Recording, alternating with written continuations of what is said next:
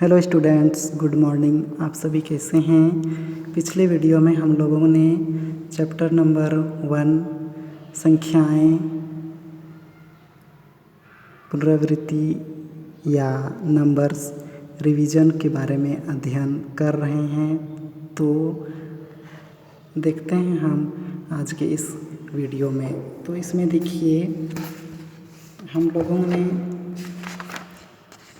पहले चिन्हों के माध्यम से कौन सा चिन्ह छोटा है, बड़ा है, उसके बारे में हम लोगों ने बहुत अध्ययन कर चुके हैं। तो उम्मीद है कि जो क्वेश्चन नंबर 4 है, रिक्त स्थानों की पूर्ति करना है हम लोगों को, छोटा है, बड़ा है, बराबर है, चिन्हों के माध्यम से। तो इसको आप लोग बना लेंगे। तो स्टूडेंट्स, हम आगे देखेंगे, डिस्कस करेंगे कि इसमें सिलेबस में दिया गया है भिन्न के बारे में। तो इसमें देखिए क्वेश्चन नंबर 5, निम्न भिन्नों को हल कर सरलतम रूप में लिखिए। तो इसको हम लोगों को सरलतम रूप में लिखना है। तो इसमें हम समझते हैं कि भिन्न क्या है, उसके बारे में जानकारी प्राप्त करते हैं। तो स्टूडेंट देखिए आगे, भिन्न, इसको हम समझते हैं कि भिन्न का मतलब हम किसी भी वस्तु को बांटते हैं।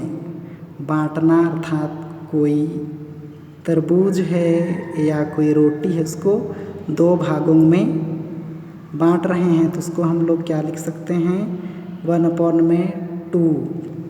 तो मुख्य रूप से यदि भिन्न का डेफिनेशन देखें तो प्रथम संख्या को दूसरी संख्या से डिवाइड करने पर जो संख्याएं हम लोगों को प्राप्त होती हैं, हमारे पास मिलती हैं, उसको ही हम मुख्य रूप से मुख्य रूप से भिन्न बोलते हैं। तो इसमें उदाहरण के रूप में देखिए 8/4 दिया गया है। तो इसमें हम 4 1 जा 4, 4 2 जा 8 किए। तो इसमें जो हमारे पास 1/2 प्राप्त हुआ है, तो इसमें ऊपर वाले को अंश कहेंगे और नीचे वाले को हर कहेंगे। तो हमारा जो क्वेश्चन है, क्वेश्चन नंबर 5 दिया गया है, भिन्नों को सरलतम रूप में लिखिए। तो इसमें देखिए स्टूडेंट्स, जो हमारे पास क्वेश्चन है भिन्नों को सरलतम रूप में लिखिए। तो क्वेश्चन नंबर 1 है 1/2 मल्टीप्लाई 6/7। सेकेंड नंबर है 5/2 मल्टीप्लाई 3/10।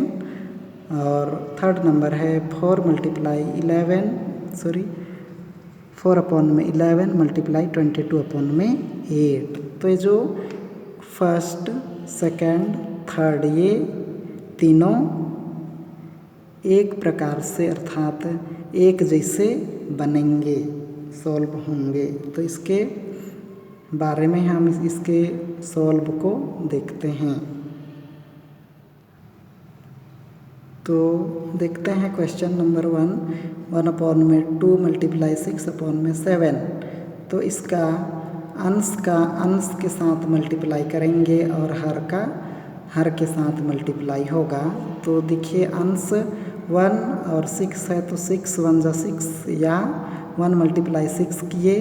उसके बाद में देखिए हर में 2 मल्टीप्लाई 7 है, तो 2 मल्टीप्लाई 7। तो जब अंश का मल्टीप्लाई होगा तो 6 1 जा 6 और हर का 2 7 जा 14 हुआ। तो फिर इसमें देखिए हमारे पास 6 और 14 प्राप्त हुआ है। तो इसको यदि ऐसे संख्याएं हैं, अंक हैं जो डिवाइड होंगे, तो उस स्थिति में हम इनको डिवाइड करेंगे। उसके बाद में यदि ये डिवाइड नहीं होते हैं तो उस स्थिति में हम किसको डिवाइड नहीं करना है। तो देखिए 6/14 जो डिवाइड होगा तो ये 2 के टेबल में डिवाइड होगा तो 2 3 जा 6 और 2 7 जा 14। इस प्रकार जो अंतिम रिजल्ट हमारे पास प्राप्त हुआ है वो 3/7 है। तो ये इसका आंसर हो गया। तो आगे देखते हैं हम जो क्वेश्चन नंबर 3 है, जो इसमें देखिए क्वेश्चन 2 और 3 इसको उसी बेस पे सॉल्व करना है। आगे देखते हैं क्वेश्चन नंबर 4 में 2/3 मल्टीप्लाई डिवाइडेड बाय 8/5। तो इसमें डिवाइड का चिन्ह लगा हुआ है। तो हम लोग जिस प्रकार देखते हैं कि प्लस का अपोजिट माइनस होता है, माइनस का प्लस होता है, उसी प्रकार डिवाइड का मल्टीप्लाई हो जाएगा, मल्टीप्लाई का डिवाइड। तो इसमें 4, फिर देखिए 5 नंबर में भी 3/7 डिवाइडेड बाई 5/14, और आगे 6 नंबर में देखिए 3/4 डिवाइडेड बाई 9/8 दिया गया है। तो इसमें इसको किस प्रकार सॉल्व करना है उसके बारे में भी हम देखते हैं।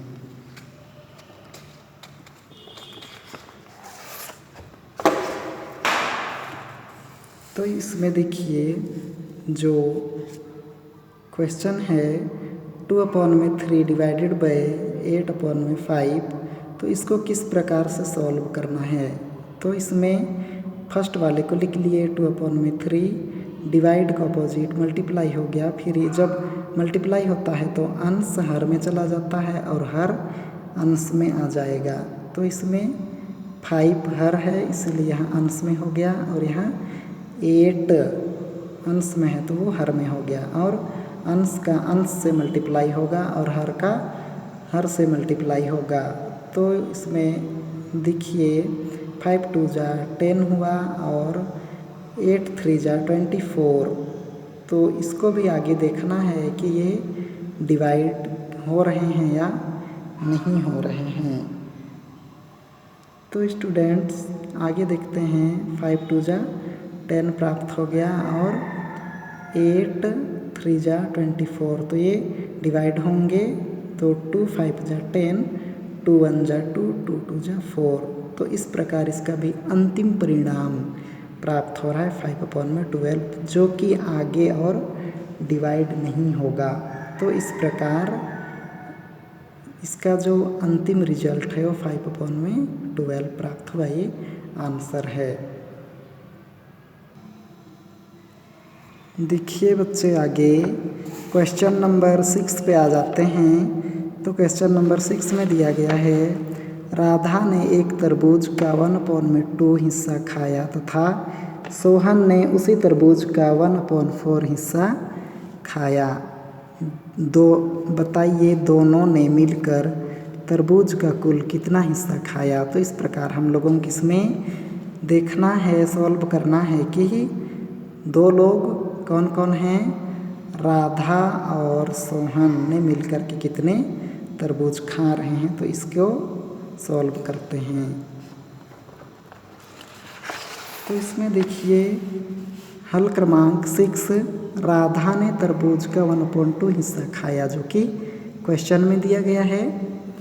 सेकंड नंबर देखते हैं राधा ने तरबूज का 1/4 हिस्सा खाया।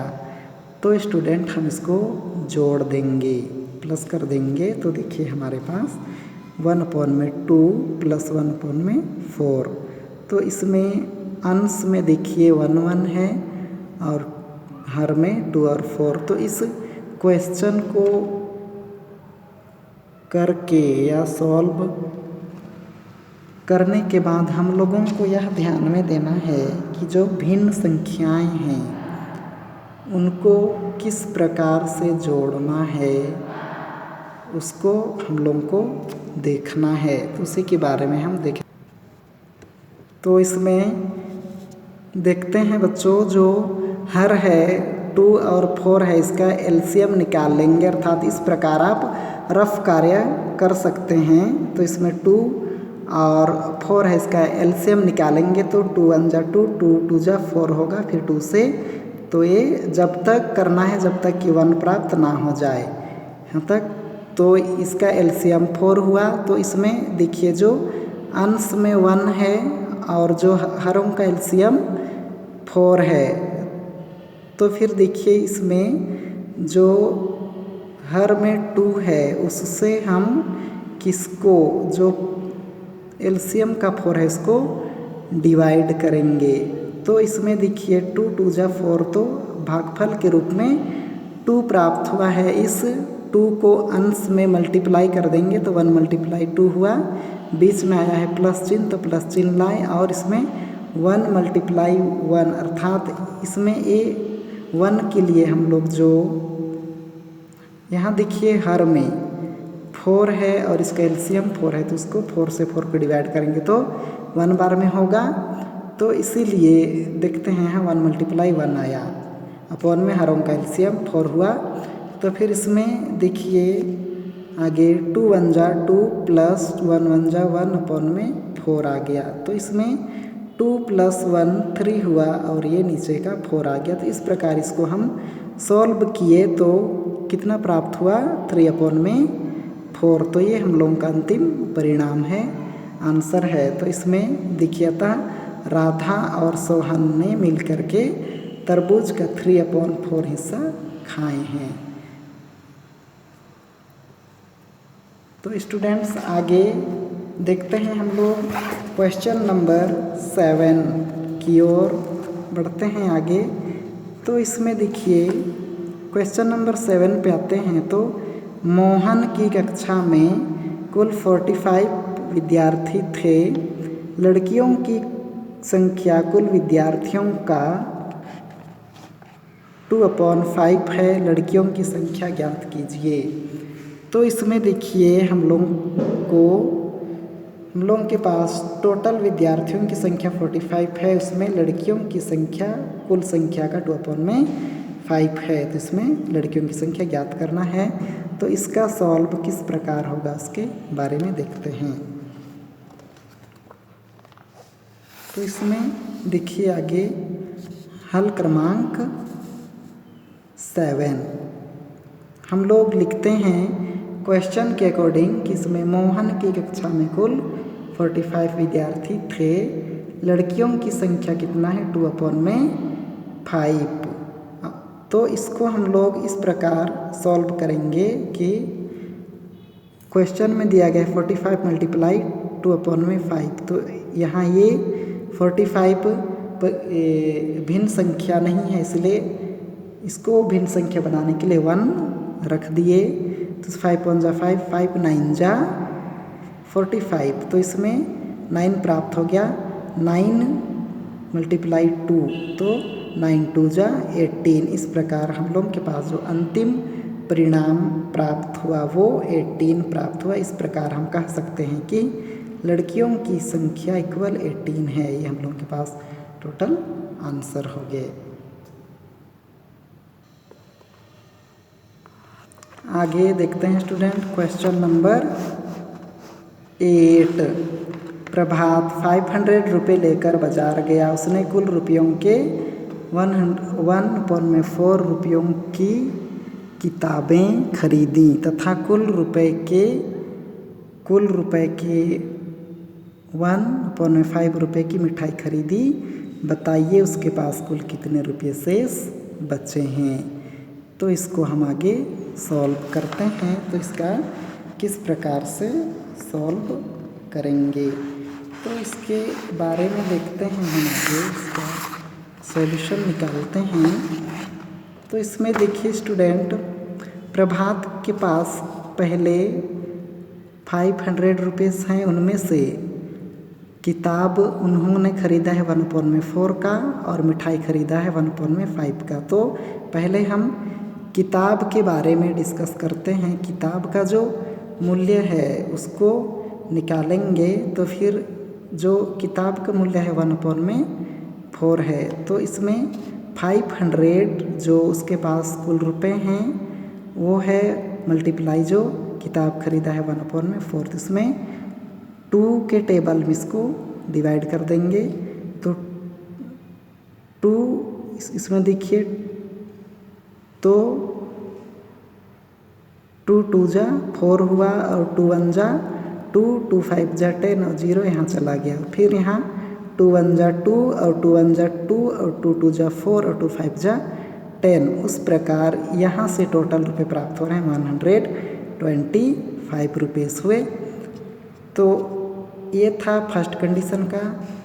और सेकंड ऑप्शन देखते हैं, उन्होंने मिठाई खरीदा है तो फिर इसमें देखिए उसके पास टोटल रुपीज़ हैं 500 मल्टीप्लाई उन्होंने मिठाई खरीदने में जो पैसे लगाए व्यय किए वो 1/5 है। तो इसमें भी इसको डिवाइड कर देंगे 5 1 जा 5 और इसको यहाँ काट देंगे तो ये 5 1 जा 5 और 2 0 यहाँ हो गया। तो इस प्रकार यहाँ से 100 निकल कर के सामने आते हैं। तो आगे हम देखते हैं कुल खर्च ज्ञात करेंगे। तो इसमें उन्होंने क्या क्या खरीदा है, किताब प्लस मिठाई, तो उन्होंने किताब का मूल्य 125 है प्लस मिठाई का 100, इसको जोड़ देंगे बच्चों तो फिर 225 रुपीज़ हुए। तो इसमें जब हम लोगों को शेष पैसे ज्ञात करने हैं तो कुल रुपए माइनस कुल खर्च करेंगे तो फिर कुल रुपए है 500 और इसमें देखिए जो खर्च हुआ है वो 225 रुपीज़ है तो माइनस हो जाएगा तो हमारे पास बचता है शेष 275 रुपीज़। ये हमारा आंसर हो गया। तो स्टूडेंट आज के इस ऑनलाइन क्लास में देखिए आपके लिए होमवर्क है वो क्वेश्चन क्रमांक 9